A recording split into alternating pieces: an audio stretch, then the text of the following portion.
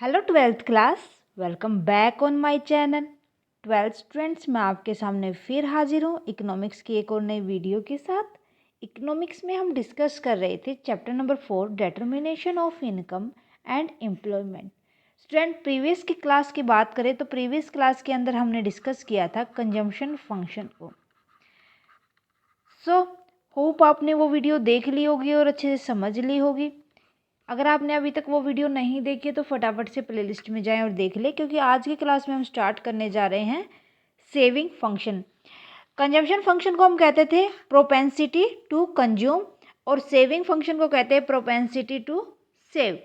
सो इसके बाद एक और टॉपिक रहेगा इस कंसेप्ट के अंदर हमारा इन्वेस्टमेंट फंक्शन पे, कि हम नेशनल इनकम का कितना पार्ट कंजम्पशन पे लगाते हैं, कितना सेव करते हैं और कितना लॉन्ग टर्म के लिए इन्वेस्ट करते हैं। ठीक है, so let's start with meaning of saving function. Saving function refer to the functional relationship between saving and national income. कि जो सेविंग फंक्शन होता है वो रिलेशनशिप बताता है कि नेशनल इनकम और सेविंग के बीच में क्या है। So saving is equal to function of income, कि इनकम का कितना पार्ट हमने सेव किया है। Equation of saving function is equal to C bar. देखो हमने पहले पढ़ा था तो ये तो क्या था, जो हमारी ऑटोनोमस कंजम्पशन थी, जो कंपलसरी होती है कि इतनी तो हमें करनी ही होती है। दैट मीन यहाँ प्लस कर देंगे हम इसके अंदर MPS, marginal propensity to save, into में Y इनकम हो जाएगी। तो हम किस तरीके से निकालते हैं function, saving is equal to जितना भी कंजम्पशन हमारा ऑटोनोमस होता है कि हमें इतना तो करना ही पड़ता है, जो हमारी ज़रूरत की चीज़ें होती हैं, मीन्स जो डेली लाइफ में हम यूज़ करते हैं, रोटी कपड़ा और मकान जिसके अंदर आता है, इसके अंदर हम MPC ऐड कर देंगे और मल्टीप्लाई कर देंगे इनकम के साथ। ओके, समझ आ गया। सो ये थी equation of saving function. Then उसके बाद हम बात करते हैं कि कितने टाइप किया होता है सेविंग फंक्शन या प्रोपेंसिटी टू सेव। सो ये दो टाइप का होता है, एवरेज प्रोपेंसिटी टू सेव और दूसरा होता है marginal propensity to save. Average propensity to save ये रेफर करके चलता है कि कितना APS का मीन्स, APS होती क्या है कि जितनी भी सेविंग हमने किसके कोरस्पोंडिंग की गई है, इनकम लेवल के कोरस्पोंडिंग की गई है। Average propensity to save refer to the ratio of saving to the corresponding level of income. APS is equal to, देखो सेविंग किसके कोरस्पोंडिंग देखना है हमें, डिवाइड कर देंगे हम इसको नेशनल इनकम के साथ। तो इस तरीके से हम APS निकाल लेंगे। सो क्लियर है आपको APS। बस इतना ही APS के अंदर याद रखना है कि जितनी इनकम के कोरस्पोंडिंग हमने सेविंग की है, ओके, वो हमारी एवरेज प्रोपेंसिटी टू सेव होगा। देन उसके बाद आता है इम्पोर्टेंट पॉइंट अबाउट APC, कि APC जो होती है हमारी, उसके लिए कौन कौन से इंपॉर्टेंट पॉइंट होते हैं। देखो इनमें से एक मार्क्स का क्वेश्चन बन के जरूर आ जाता है किसी भी एक पॉइंट के regarding. APC can never be 1 और मोर देन 1, कि जो APC होती है वो कभी भी 1 या उससे ऊपर नहीं हो सकती। So it is less than 1, always be less than 1, as saving can never be equal to or more than income, कि जो सेविंग होती है वो कभी भी किसके इक्वल नहीं होती, जो APC वो कैन बी जीरो, कि जो APC होती है वो कैन बी जीरो हो सकती है। मीन्स जो इसका ब्रेक इवन पॉइंट होता है वो हमारा इस तरीके सेविंग और इनकम का पॉइंट मिल जाता है। At break even point C is equal to Y, कि जो कंजम्पशन किसके इक्वल होगा, इनकम के। सो हैंस ये तो हमारा कंजम्पशन हो जाएगा, ये हमारा इनकम हो जाएगा।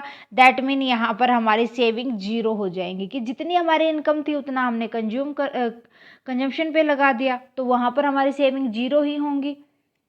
APS can be negative, APS negative हो सकती है at level income level which are lower than the break even point.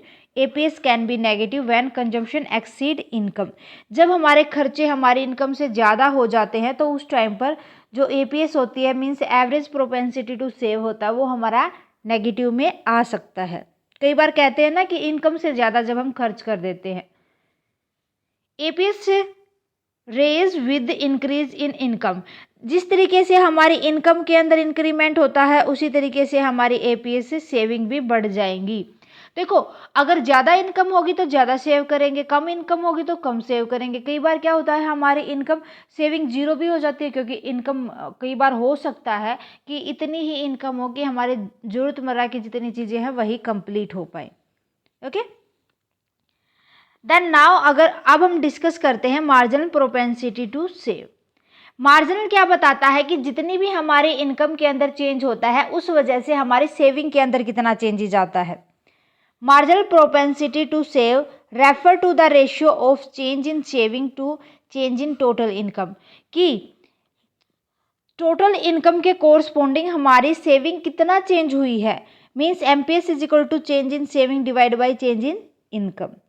MPS varies between 0 to 1, कि जो एमपीएस होता है किसके बीच में लाई करके चलता है, 0 से 1 तक। जो इसकी एमपीएस की वैल्यू होती है वो इतनी ही आती है, 0 to 1। MPS is equal to 1 if the entire additional income is save. MPS 1 हो सकती है अगर हमने जितनी भी हमारी एडिशनल इनकम थी, जितनी भी ज़्यादा इनकम हुई थी, उसको अगर हम सेव कर ले तो। In such case change in saving is equal to change in income then MPS is equal to 1। जितनी भी हमारी सेविंग थी किसके अंदर, जितनी हमारी इनकम के अंदर, मान लो पहले हमारी सैलरी थी 10,000, अब हमारी सैलरी हो गई 12,000। सो 12,000 हमने सीधा क्या कर दिए, सेविंग में डाल दिए। ठीक है, तो जितना भी इनकम के अंदर चेंजमेंट आया वो हमारा किसके इक्वल हो जाएगा, सेव के इक्वल। MPS is equal to 0 if the entire additional income is consumed. हो सकता है कि कई बार मान लो अभी जैसे त्यौहार के फंक्शन थे हमारे, उस टाइम पर कि हमारा जो त्यौहार के ऊपर ज़्यादा खर्चा हो जाता है, मीन्स जितना भी हमें बोनस वगैरह मिला था वो हमने खर्च ही कर दिया, तो उस कंडीशन में हमारी एमपीएस क्या होगी, 0। In such case change in saving is equal to 0 then MPS is equal to 0। MPS is the slope of saving करो, कि जो एमपीएस क्या होता है, स्लोप होता है किसका, सेविंग करो का। कि ये हमारी इनकम है, मान लो कि ये हमारी सेविंग है, कि जिस तरीके से हमारी इनकम बढ़ती जाएगी हमारी सेविंग भी बढ़ती ही जाएगी। तो जो इसका ये स्लोप बनेगा वो हमारा किसके इक्वल हो जाएगा, कि ये हमारा एमपीएस होगा। ओके, देन उसके बाद MPS remain constant through out in short run. भाई ये कांस्टेंट रहती है एमपीएस, इसमें तो क्या होता है, कर्व बनता है, और इसमें क्या होता है, ये कॉन्स्टेंटली चलती है, क्योंकि इसमें जो शॉर्ट रन में, शॉर्ट पीरियड के लिए अगर हम देखें तो। Is that clear? So next one is relationship between APC and APS. APC average propensity to consume और एवरेज प्रोपेंसिटी टू सेव, इनके दोनों के बीच में रिलेशनशिप क्या होता है कि एपीसी इज प्लस में अगर एपीएस करे तो इज इक्वल टू 1 होगा। किसके इक्वल होते हैं वो, 1 के। कैसे प्रूव करके दिखाओगे इनको, 1 के इक्वल लिख दो। एपीसी हमारी इनकम किसके इक्वल होते हैं, सी प्लस में एस। ओके, सो अगर हम दोनों साइड इनकम के साथ डिवाइड कर दें, इनकम के कोरस्पोंडिंग देख के चले इन चीज़ों को, तो ये तो 1 हो जाएगा। और हमें पता है सी बाई वाई किसके इक्वल था, एपीसी के, जो अभी इस प्रीवियस क्लास में हमने पढ़ा था। एस बाई वाई क्या था हमारा, एपीएस के। सो इन दोनों को तो हम क्या लिख सकते हैं, 1 is equal to APC plus में एपीएस। तो दोनों किसके इक्वल आ गए, 1 के। Because income is neither use for consumption और फॉर सेविंग, कि आइदर कि जो हमारी इनकम होती है कई बार हम उसको कंज्यूम भी कर सकते हैं और कई बार हम उसको सेव भी कर सकते हैं। दोनों के लिए हम यूज कर सकते हैं जितनी भी एडिशनल हमारी इनकम होती है। जरूरत लगे तो हम उसको खर्च कर लेंगे, ना लगे तो हम उसको सेव कर लेंगे। ओके, तो ये था हमारा कंसेप्ट अबाउट एपीएस और एमपीएस मीन्स सेविंग फंक्शन।